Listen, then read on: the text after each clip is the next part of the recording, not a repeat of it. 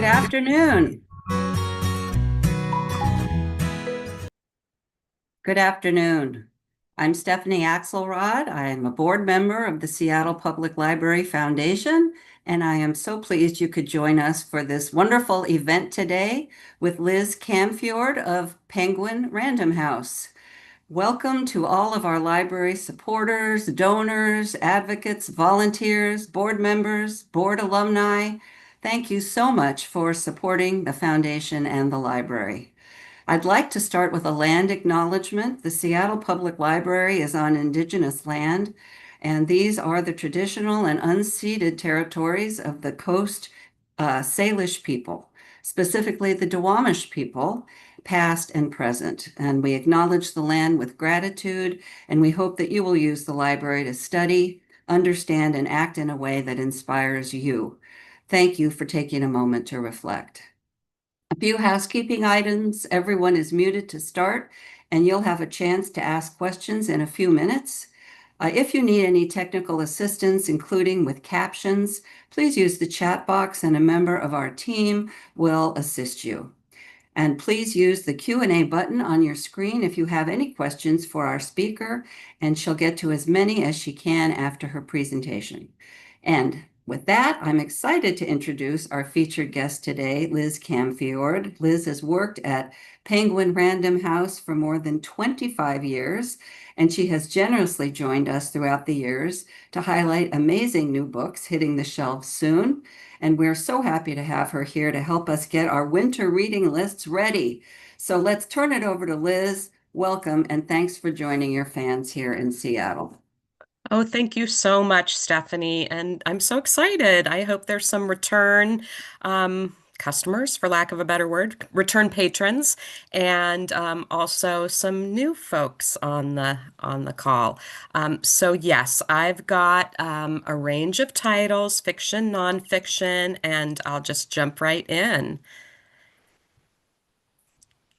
So, starting with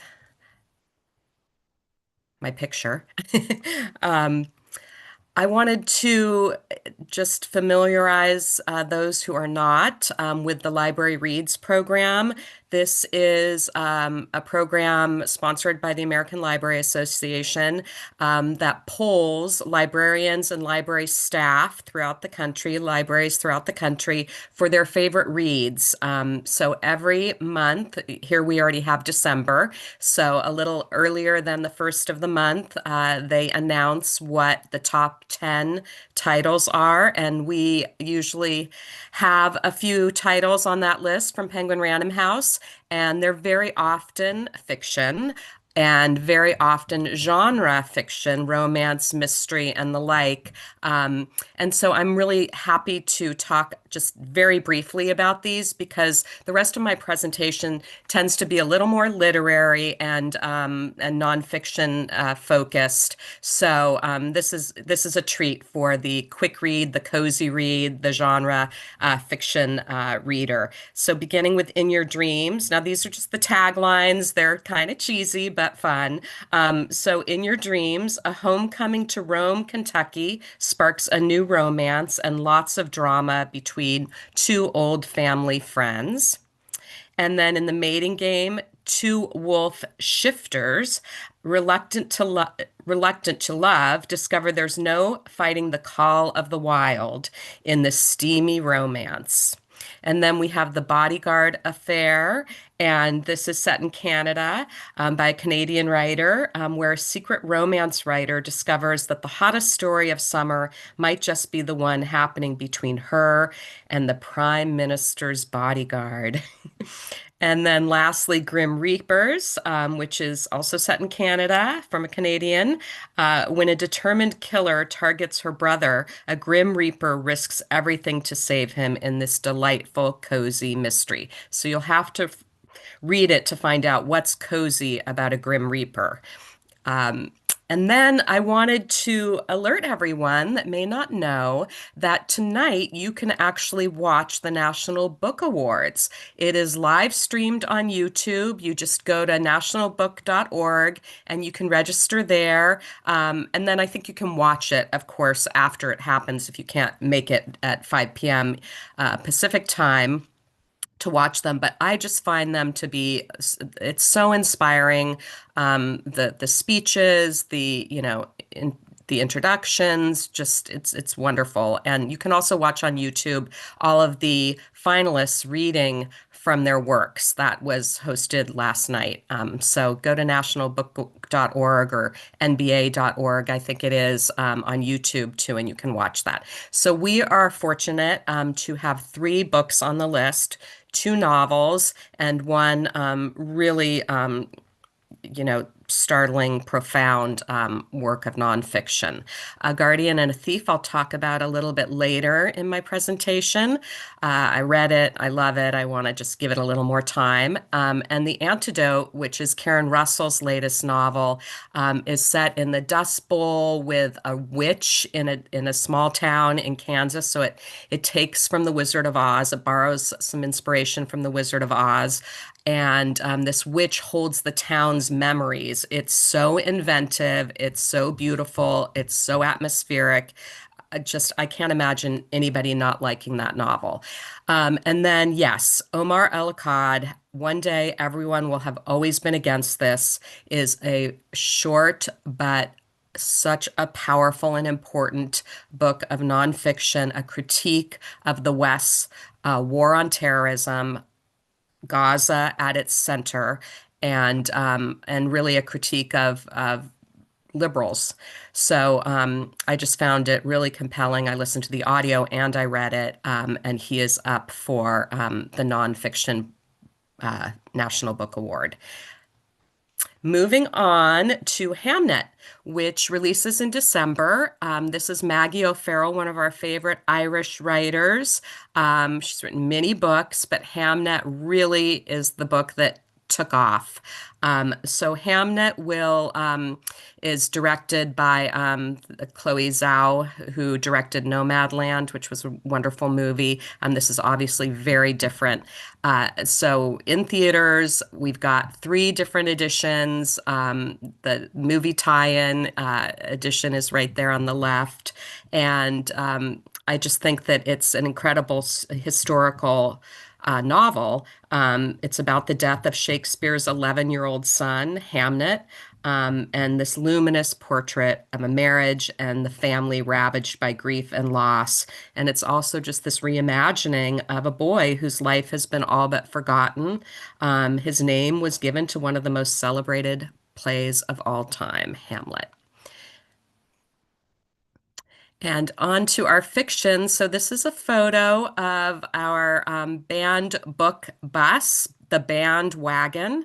Penguin Random House is so involved in legislation and advocacy in fighting the banning of books. We have an incredible website where you can find book resumes, you can find tips on how to be active in your community.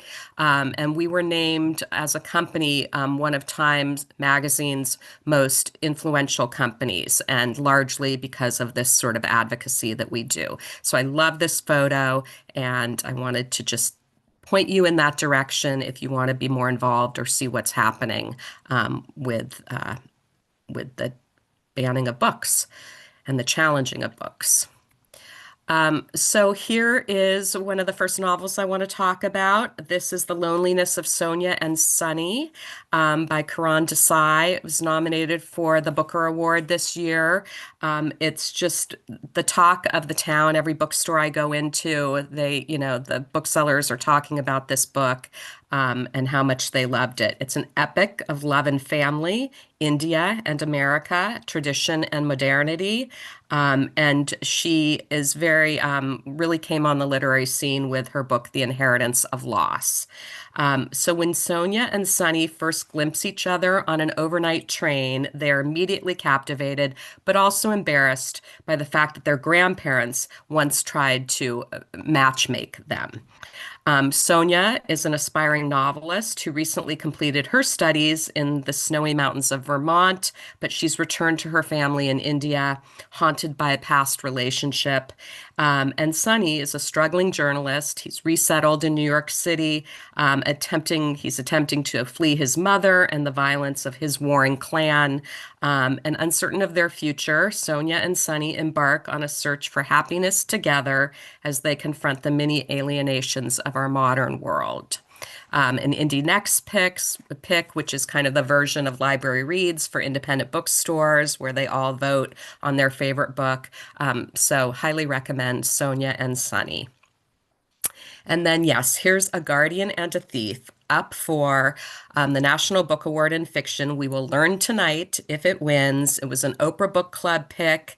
It is the second novel from Megha Majumdar, who wrote A Burning, also beautiful. This is a short novel, and you know, not that I have anything against longer works, but I'm finding a lot of people asking for shorter novels, because our attention spans are pulled in so many different directions. So I just found this story so gripping, listened to the audio and read it. I just like doing both when I really love a work. It's only 224 pages. It's set in a near future Kolkata in India. This collapsing city of drought and food scarcity is where Ma, her 2-year-old daughter, and her elderly father are just days away from leaving to join Ma's husband in Ann Arbor, Michigan, where he has found a job and set up an apartment and is waiting for their arrival. They go through all of this, harrowing bureaucracy to get their visas, to get their papers. They pack their bags. But in the morning, they realize that their passports have been stolen out of Ma's purse. So it's set over the course of 1 week, and it tells the story of two different families, the thief and Ma's family, but there are no clear villains here. It's just full of love and wisdom, but it also has this pacing of a thriller. How are they going to get their passports? What's going to happen? The ending is very dramatic, and I don't know. I hope it wins.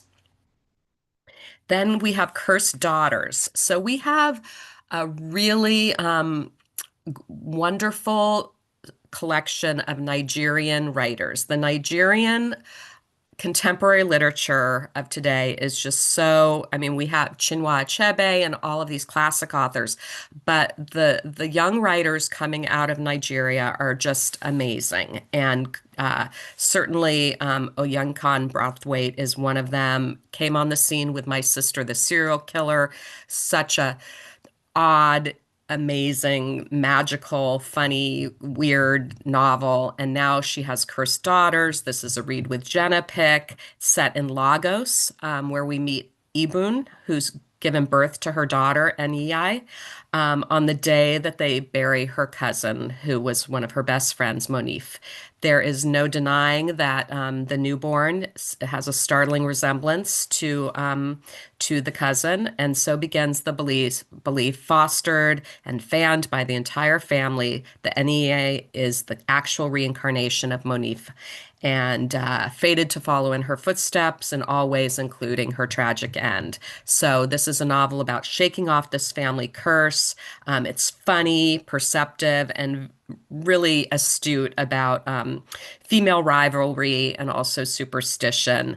As its editor says, Cursed Daughters is a brilliant cocktail of modernity and superstition, vibrant humor and hard-won wisdom, romantic love and familial obligation. With its unforgettable cast of characters, it asks us what it means to be given a second chance and how to live both wisely and well with what we've been given. Another Indie Next pick from Chiara Allegria Hudes, The White Hot, takes the form of a letter from a mother to her daughter about a moment of abandonment that would stretch from 10 days to 10 years. It's an explanation, but not an apology. Our author narrates April's story. It's spiritual and sexy, fierce and funny, and very lyrical, but also with tough love. Just as April finds in her painful and absurd sojourn the key to freeing herself and her family from a cage of generational trauma, so Hudes turns April's stumbling pursuit of herself into an unforgettable epic of self-discovery. And My Broken Language was her memoir. And then she also worked with Lin-Manuel Miranda on In the Heights, which was also a stage production.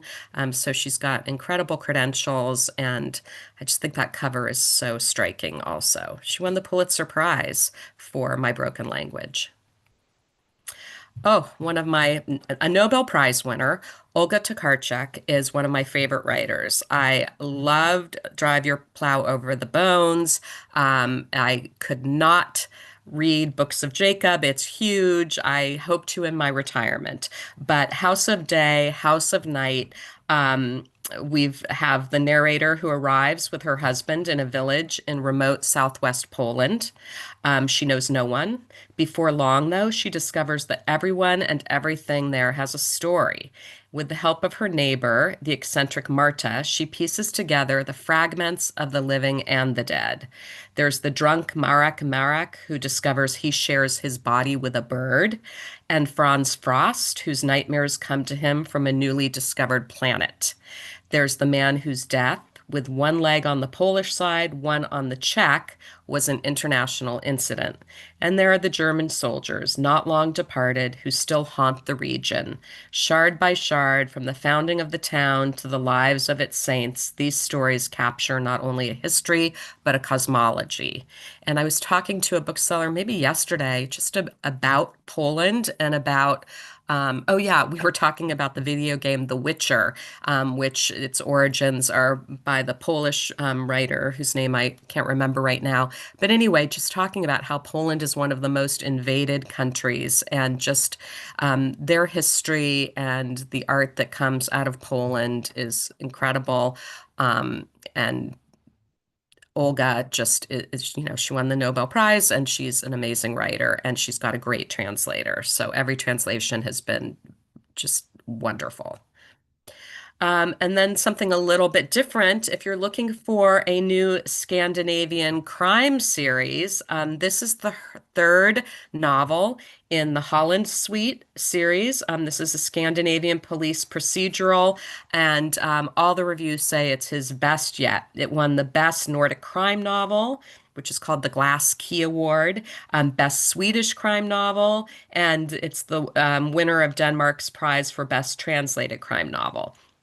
So the author is a PhD, a renowned criminologist, Christopher Carlson, and he's taking us to a snowy winter's night in 1999, where Sander and Killian leave a house party together outside a small town in rural Sweden. They're the very best of friends, two 17-year-olds, and they imagine they will remain so forever. But by the next morning, a corpse is found in the trunk of a car, and each boy is a suspect in the murder. Each has something they want to conceal from the police and from the other. The hunt for the killer will take over 20 years.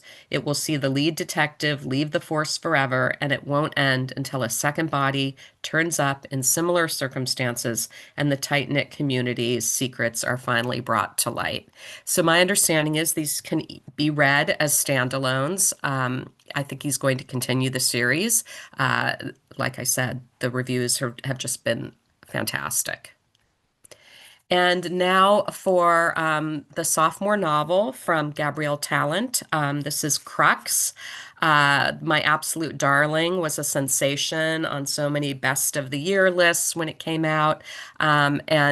This book is published by Riverhead, that also publishes Olga Tokarczuk, and so many fantastic writers, international and American.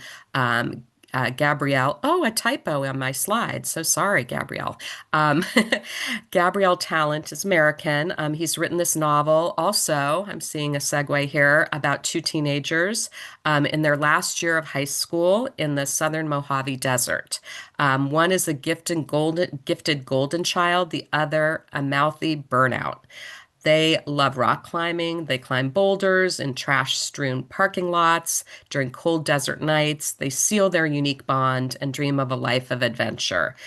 As the year progresses and adult reality looms, they're rocked by change and pulled apart by irreconcilable obligations. Differences in class, talent, and prospects take on new importance as some see their options dwindle, and their decisions grow even more consequential and perilous. So this is a novel about friendship, about male friendship, which between teenagers, which is not common terrain for contemporary fiction writers these days, in my experience. So this is a really special book, fantastic writer, and also the nature writing about the desert is exquisite.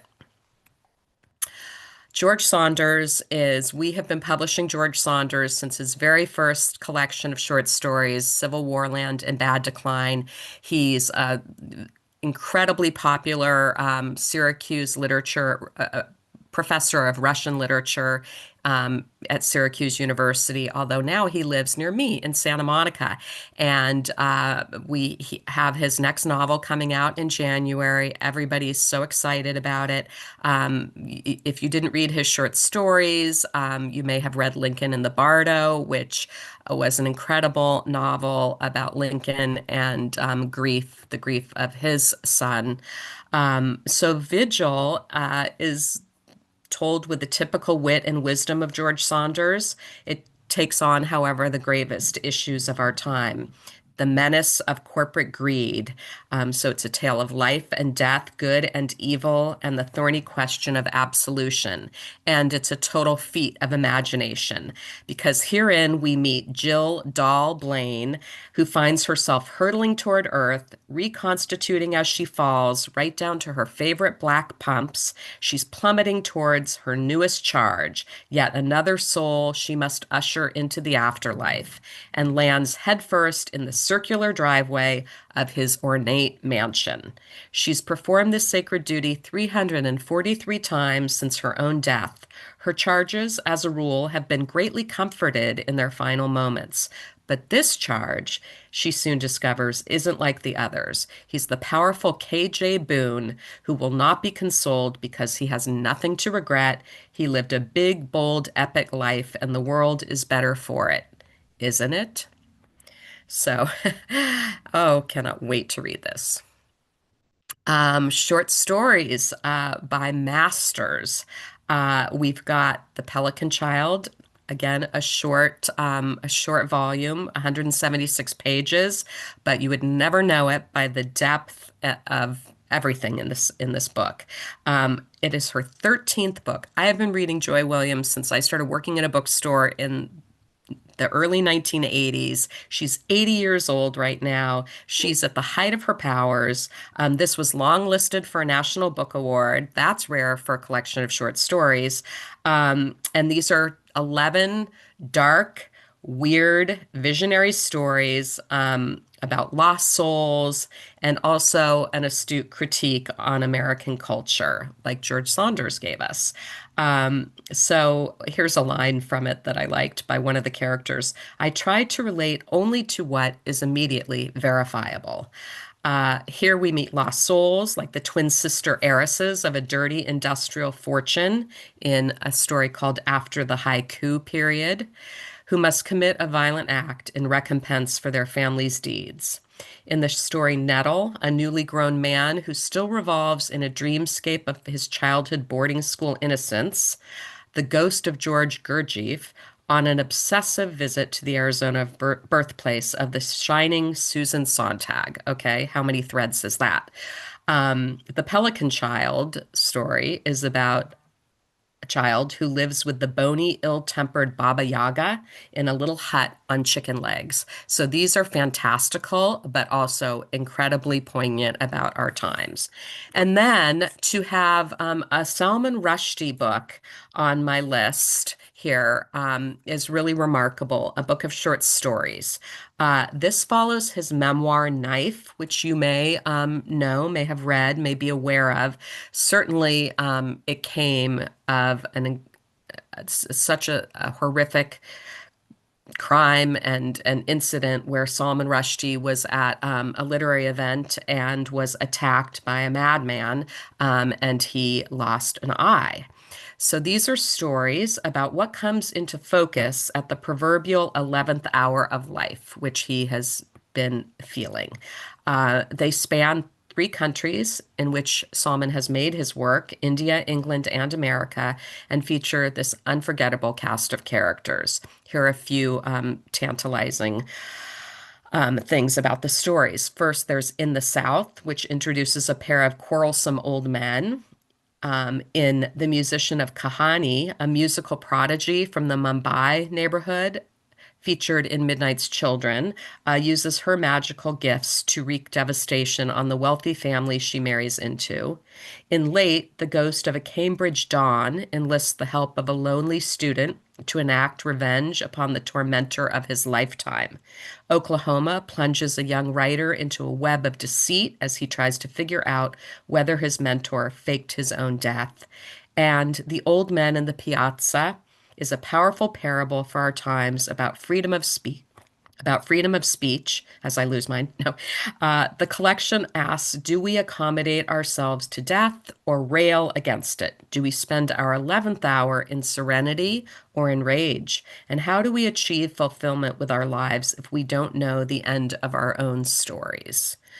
So that just sounds incredible. Poetry, which I love and always want to tell you about my favorites.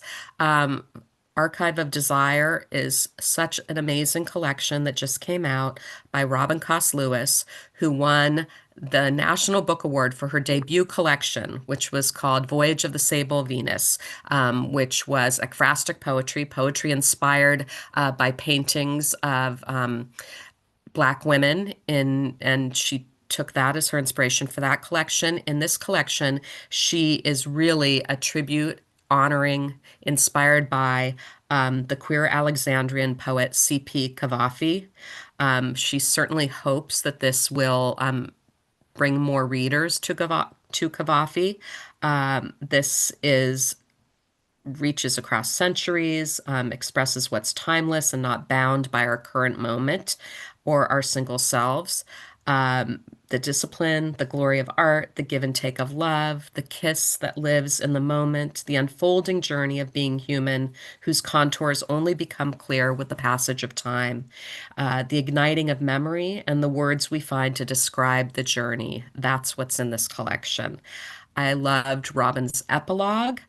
She writes, I don't know of any person of my generation, and certainly not a queer person my age, who doesn't stop in silence whenever the name Cavafy is mentioned. For many people who suffered acute shame, isolation, abuse, Cavafy's poems saved their lives, our lives, and his writing exalted our beauty. Then I wanted to call out a perfect hostess gift for the holidays, Fruits of the Earth. This is the latest in our series of Everyman's Library Pocket Poets anthologies.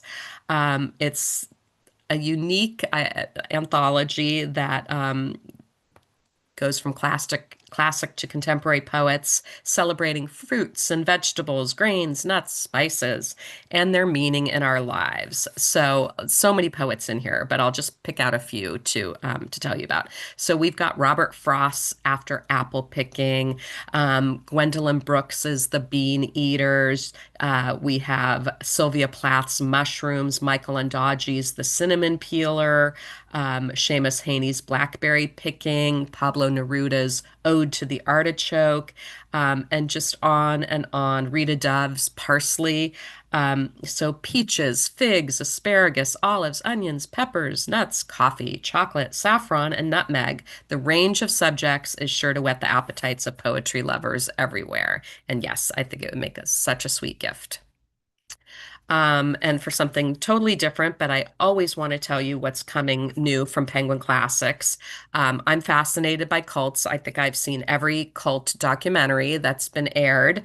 And, but not to be cavalier about it, not to be too light, because these are really, really um, harrowing, chilling portraits of, it's a documentary history of the most notorious cults of the past 2,000 years, from the Celtic Druids, whose ritual sacrifices inspired the folk horror film The Wicker Man, all the way up to the People's Temple and Heaven's Gate. So this brings to light little-known sources, such as a death tape of Jonestown's final hour, when Jim Jones led more than 900 of his followers to drink poison, and minute-by-minute log of the FBI's final assault on the Branch Davidian headquarters, includes accounts of drinking the blood of sacrificed cats. I mean, I know this is horrific. Theories that we are living inside a hollow earth, reports that space brothers from Venus are coming to redeem us from the threat of nuclear war. This volume opens a fascinating window into cults and why some of them have ended in spectacular violence.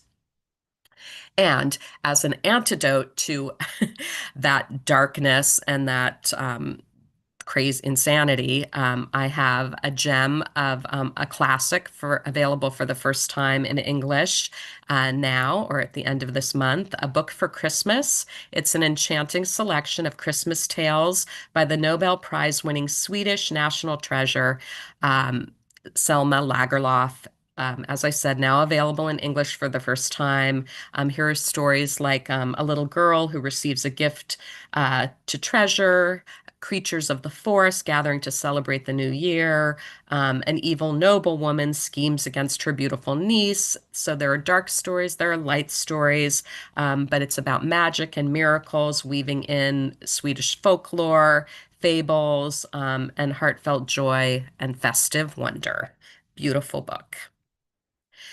Did not want to give a presentation where I didn't just say, yay, happy birthday, Jane Austen. Her birthday, her 250th birthday, is December 16th. We have so many different editions, some of them new, like those at the top of the screen from Penguin Classics, just so gorgeous, often new forewords, new commentary. We've got cloth-bound editions. You can visit our Jane Austen page, and everywhere there's fanfare. I was lucky enough to travel to Bath. Always want to say Bath, but it's Bath this summer, and that city is just ready to celebrate. There was all these big floral pieces and all sorts of treasures around Jane Austen there. So please do raise a glass to Jane Austen on December 16th and perhaps read one of her classics. Now we have some new and forthcoming nonfiction. And I'm going to start with, I'm going to find my notes. I'm going to start with We Survived the Night. So I was lucky enough to, you may know Julian Brave Noise Cat. He actually lives in Bremerton, Washington, and you may have even been to some of his events because this book's been out for just, I don't know, about a month. It's a memoir. It's a father-son memoir, but it's also a history of Native America. It draws on 5 years of on-the-ground reporting and paints this really profound portrait of contemporary Indigenous life, alongside this really intimate, powerful reckoning between Julian and his dad. Julian directed and stars in Sugarcane, which was nominated for Best Documentary, an Academy Award for Best Documentary this year. That is a wonderful documentary. I learned so much, and it's really moving. So now he has this memoir. The title, We Survived the Night, is a translation of a common greeting of Julian's indigenous ancestors. He sees it one morning on his grandmother's coffee cup and asks about it. She said, conveys its dark humor to him, that it translates to waking up a morning greeting saying, "We survived the night." Um, Julian's childhood was rich with culture and contradictions. His father is Sequepem and Stata tribes. I listened to the audiobook, which has helped me a little bit with my translations. His father was an artist, is an artist haunted by this turbulent past. Ed Archie Noisecat was found by a groundskeeper alive in a trash incinerator at the St. Joseph's Mission residential school in Canada after he was abandoned as an infant. Julian's mother is non-native, a Jewish New Yorker. When Ed abandoned the family, when Julian was young, they were embraced by the urban Native community in Oakland, California, as well as by family on the Canaan Lake Indian Reserve in British Columbia. Julian's mom was instrumental on keeping these ties, drove him far distances so that Julian could learn the language from his grandmother and stay connected to his family. Um, so this is really Julian lived in Oakland for a long time. He's friends with Tommy Orange. He tells this story, which, like I said, is history and memoir, is in the style of a coyote story. He really identifies his father as the coyote in his lineage. The coyote is the forefather of Noisecat's people, revered for his wit, but mocked for his tendency to self-destruct. So this is a revival of the traditional storytelling that's been, nearly annihilated by colonization. And like I said, besides being a fabulous writer, he's an Academy Award nominated filmmaker and also a champion powwow dancer. And at his events, he revealed that he will soon be a new father. Louise Erdrich said of this memoir, Survived the Night, "We Survived the Night is a whirling, radiant gift to the reader." So I wanted to tell you a little bit more about it. So I hope I didn't use up too much time. And then another incredible memoir by Robert Reich. Also had the opportunity, the privilege to go hear him read from it and talk in Berkeley. He's, of course, the beloved Berkeley economic public policy emeritus professor at the University of California, Berkeley. He served three presidential administrations, both Republican and Democrat. And he's ethical. He's just so inspiring to hear. I recommend his Substack, which he's so on it. And he's written 18 books. This is really his memoir, though, about standing up to bullies. So he has a genetic condition. He's 4'11", and certainly was bullied about his height as a child. He had some great protectors, and he has a great sense of humor. So he came of age in Berkeley, witnessing the Berkeley free speech movement. And this is really a veritable who's who through the his decades of political involvement. Bobby Kennedy, Hillary Rodham Clinton, Bill Clinton, Clarence Thomas, Ted Kennedy, Barack Obama, Bernie Sanders, who he admires greatly. It's a personal story. It's also a political analysis, and then it offers hope in these divided times. And he said in his at his event, we have to really work to not just live in an echo chamber, to try to reach some common understanding in our country. And then a good segue to capitalism.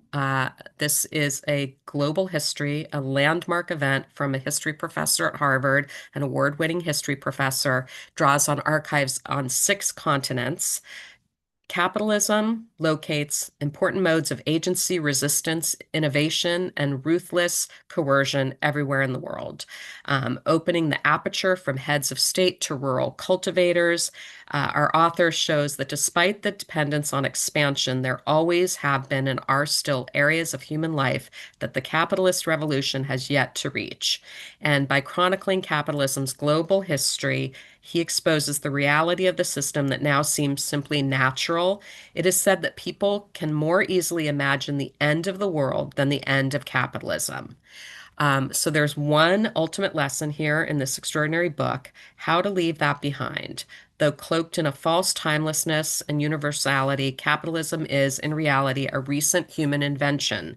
Um, Sven Beckert doesn't merely tote up capitalism's debits and credits, he shows us how to look through and beyond it to imagine a different and larger world.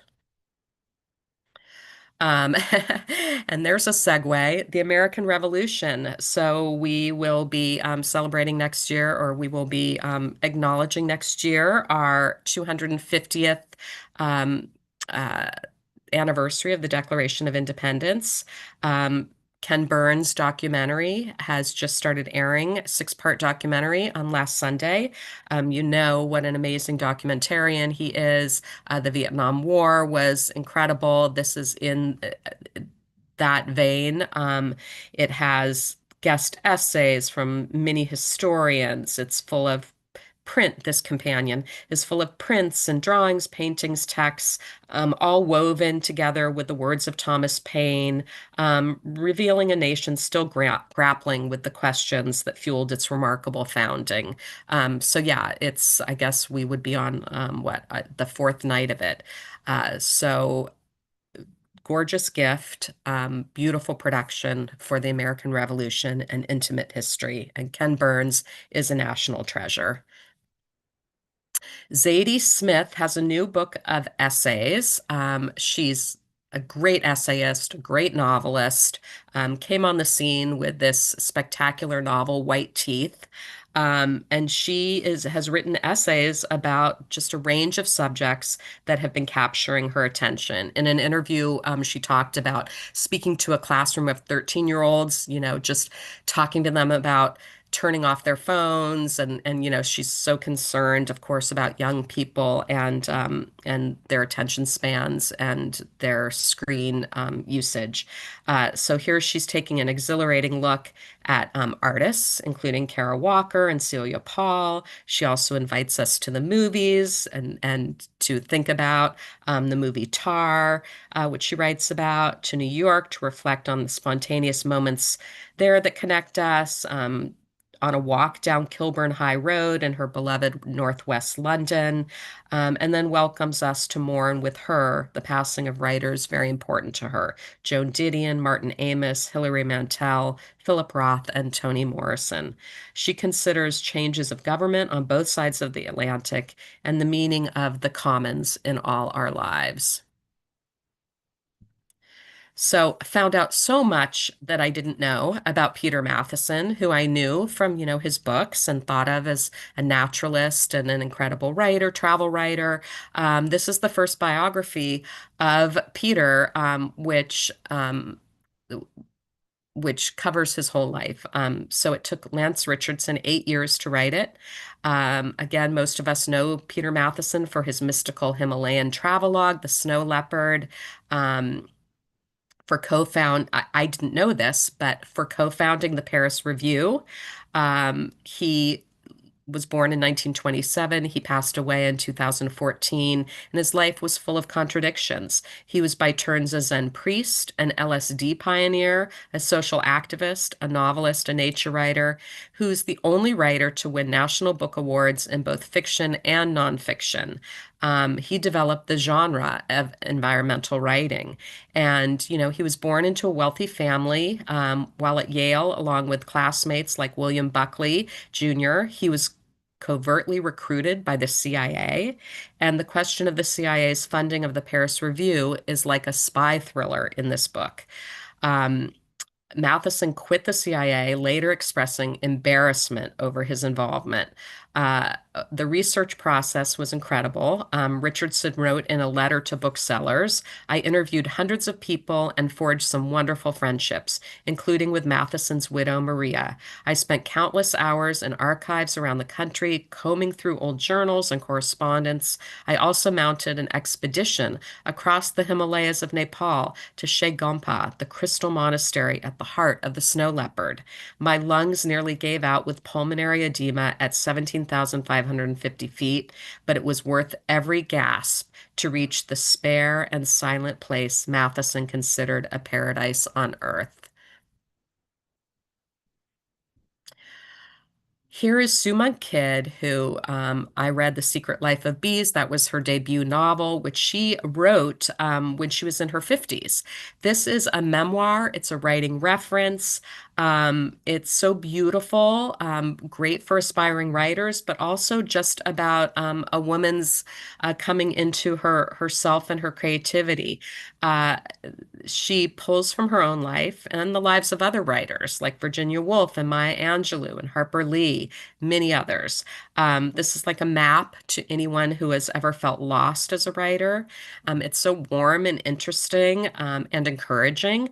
She writes really personally about being a minister's wife and her spiritual feminist quest apart from that role. Think of Cheryl Strayed, Elizabeth Gilbert, Rick Rubin, even Anne Lamott, or Natalie Goldberg's Writing Down the Bones. This is a beautiful book. Oh, so excited to have a new book by Patti Smith, and also Just Kids is one of my favorite books ever. And I'm not even a fan of her music, but I'm really a fan of her writing and her just her spirit and the way she reveals herself in her books. This book is the most closely related to Just Kids, which was in many ways it was really an homage to her friendship with the artist Robert Mapplethorpe and grieving his death. So this can be seen as sort of a prequel and sequel to that memoir. It really covers her life to date, beginning with her post-war childhood in a condemned housing complex. That's where we enter her imagination. Then her teenage years, when Arthur Rimbaud and Bob Dylan became such seminal inspira heroes in her world, inspiring her to write poetry, then lyrics, which ultimately became the songs for iconic recordings such as Horses, Wave, and Easter. She leaves all her childhood, her teenage years behind when she marries her one true love, Fred Sonic Smith. They live on a canal in St. Clair Shores, Michigan, spending nights in their landlocked Chris Craft, studying nautical maps and charting new adventures as they start a family. Then, she goes through these profound losses that she suffered, including her husband, Fred. But grief and gratitude are really braided in this memoir, caring for her children, rebuilding her life, and finally writing again. In the final pages, we meet Smith on the road with her vagabond lifestyle, traveling to commune with herself as she lives to write and writes to live. Another, who knew about Robbie Robertson? I was such a fan. I am such a fan of the band. I saw The Last Waltz, the documentary of the band's last concert, at the Cinerama Dome when, I was a teenager. It was so special. And Robbie Robertson unfortunately passed away. I'm trying to remember exactly when he passed away, but he wrote an incredible memoir testimony about his life. And now we have published a second memoir, and this is about the story of his wild ride, his friendship with Martin Scorsese, who he had convinced to direct the band's The Last Waltz. They became friends after that, and not just friends.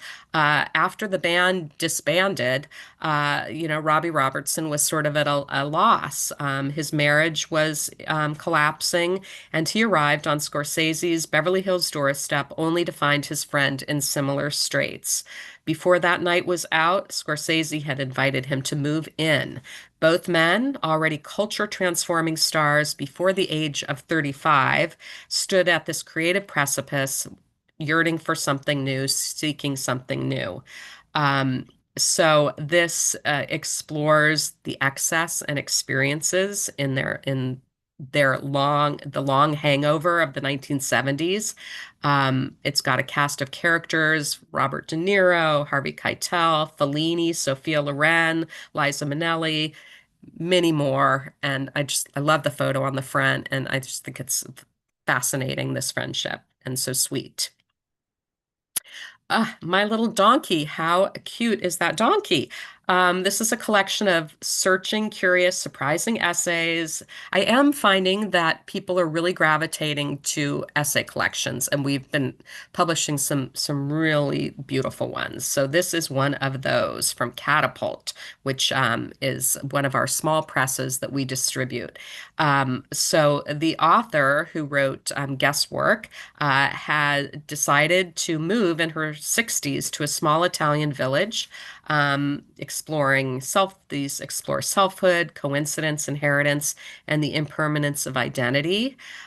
She made this move in 2021 from the U.S. to Castiglione del Terziere, a village in northernmost Tuscany. Prompted by this relocation, the essays in My Little Donkey chronicle her encounters with the people there, the animals, the past, and herself as she reckons with the fallout of a major change. And this sort of reminds me of a memoir that we published called Raising Hair, about a journalist and a really kind of powerful British woman who just sort of retreats during the pandemic and raises this wild hare she finds in the field. Anyway, the tone of this, if you know that book, the tone of this is similar. So special little My Little Donkey. Um, I wanted to tell you about this memoir from Ukrainian chef Olia Hercules, who lives in London now. But this is a story of her family told over four generations of her family, a century of history of her family in Ukraine. It takes us from the years of Russification to Olia's grandmother's deportation to the snowy wastelands under Stalin, to her own parents' flight from Ukraine when their village was occupied in 2022. It's an ode to the land, to the ideas of home and belonging, and to the family stories and recipes passed down through the generations. We can taste the tang of sour cherries. We learn the best way to make borscht. It's an account of resilience in the hardest of circumstances. The author founded a movement after the invasion called Cook for Ukraine, which has raised over £2 million for humanitarian efforts. You can find her work in Eater, Thrillist, Epicurious. She's wonderful on Instagram, and this is such a beautiful story. My booksellers have just loved it. And lastly, I wanted to tell you, in the spirit of feasting and also, history and heritage, these two cookbooks. So we have Something from Nothing by famed chef. Everyone loves Alison Roman. It's fantastic to have a new cookbook from her. She has massive bestsellers like Nothing Fancy and Dining In. Here she's exploring a well-stocked pantry, which can have you asking, how did something so wonderful come from basically nothing? So they're simple, smart, timeless, budget-friendly recipes coupled with her smart and witty, always opinionated writing. Recipes like roasted squash with brown buttered dates, crispy baked beans. Isn't this good to talk about during lunch? Baked beans with mushrooms and parmesan, crushed olive chicken with turmeric, and many more recipes. So delicious.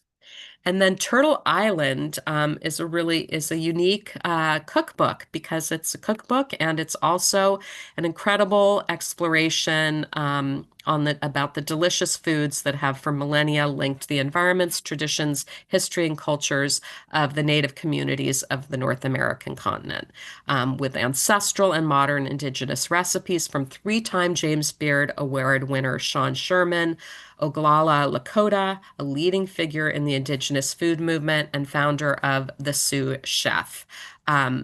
Sean grew up on the Pine Ridge Reservation, always knowing that the food of the Oglala Lakota tribe was rich in flavor and deeply connected to the natural environment. But as a chef, it took a mid-career revelation to recognize the absence of Native American cuisine in the modern culinary scene.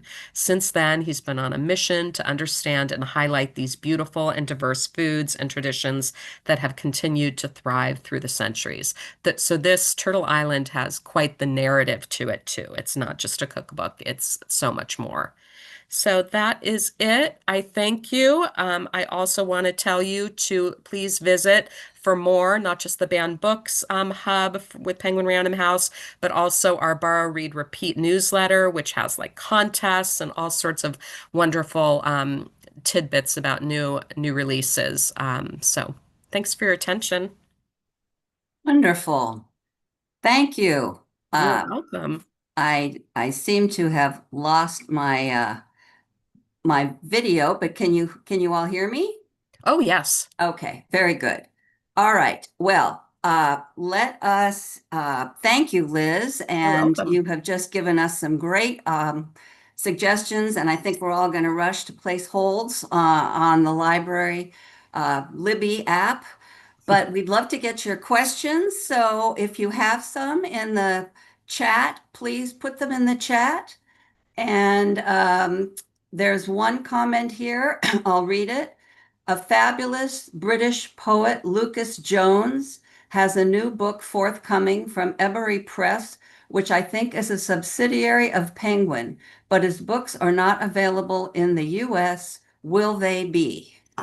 I do I do not know Lucas Jones. I pore over our poetry list. So I have a feeling that Lucas Jones is probably still, as you say, just published in the UK. But I'm really glad you brought it up because now I will inquire. I sell the Knopf poetry list, and we have some fantastic UK poets on there that we have brought, into the American trade. So thank you for that.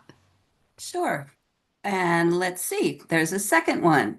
A wonderful presentation giving me many holiday book suggestions. Thank you. Yay. Someone else said that they are really excited for the Penguin Book of Cults. Me So, too. so all of the discussion that you had about the cults was very appealing. So, I- I'm glad because it felt dark when I was saying it. yeah. Any other comments or questions in the Q&A? The person commented cults have fascinated them for years. So there is something quite fascinating about cults. Well, if you have any other questions in the Q&A, please feel free to put them in there and they will get followed up um, in the follow-up email that will be coming. And that will be sent to all of you as a follow-up. I did get one question that said, can you repeat the URL? And I'm not sure which URL. So, I think it might be referring to my last screen, which was okay, borrow, read, repeat. borrow, read, repeat. hmm Okay, very Or good. or just even going to PRH Library. We'll get that. Okay, very good. All right. Now, we are going to have the giveaway for three of our attendees today. So, I'd like those who have won, they're going to be chosen by a random generator, are going to be followed up by email from the Library Foundation board staff. So we have three winners, and I will read their names. Congratulations to Diane Pickerill. Congratulations to Sue Shaw. And congratulations to Barbara Fitzsimmons. You will be receiving a tote bag that has some swag and some books. And we thank Liz Camfiord for helping us with the gift bags and, of course, for her time today and the wonderful presentation that she put together. So thank you. Just before we leave, I want to briefly highlight what our donors make possible. Donors support more than 50 programs at the library, above and beyond public funding like mobile services, author talks, older adult skills classes, and much more. These programs help promote literacy, provide enriching experiences, empower people to build knowledge and new skills, bring our community together. And our programs are centered on equity, elevating the voices and services by and for people from historically excluded communities. And it's an essential hub for everyone in our city. We purchased more than 100,000 new books for the collection every year. Many of the titles that you mentioned, Liz, will be on that list this year. We also fund the Books Unbanned program, which will be on that list this year. And right now is the perfect time to support all of these books and programs. Now through Giving Tuesday on December 2nd, close to Jane Austen's birthday on December 16th, maybe a gift in Jane's birthday honor. Our board is matching all gifts up to $50,000. Your gift today will go twice as far, and you can click on the link in the chat to support the library now. So thank you all for tuning in this afternoon. Thank you, Liz, so much for your time today. And thanks all of you for your dedicated support of the Seattle Public Library and the Seattle Public Library Foundation. Thank you So have so a great much. day. You are so The, welcome. the work you do, and I just want to say, I work with a lot of libraries, but you guys are such standouts. The crowd you draw, like your outreach, it's just such a pleasure. So always happy to come back. Well, very nice to hear that. Thank you. Goodbye, everyone. Have a great day and have a lovely Thanksgiving. Bye-bye. Bye.